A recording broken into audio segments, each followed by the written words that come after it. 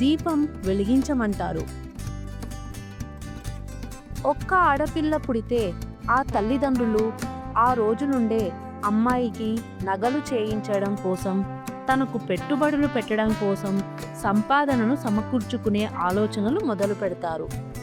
అమ్మాయి పుట్టింట్లో ఉన్న మెట్టింట్లో ఉన్న మహారాణిలా పట్టు చీరలు, నగలు మాత్రం ఎప్పుడూ ఉండేలా చూసుకుంటాం.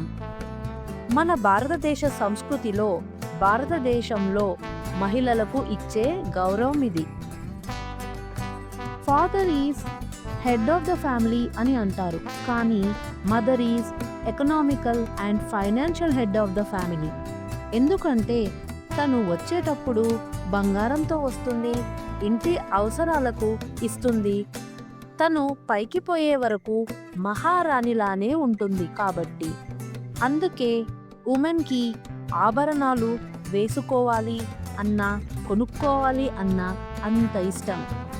అవి వేసుకున్నప్పుడు నిజంగా మహారాణిలా ఎమోషనల్గా ఫీల్ అవుతారు. వారికి తెలియకుండానే ఒక కాన్ఫిడెన్స్ వస్తుంది. వారికి అవే ఆయుధాలు.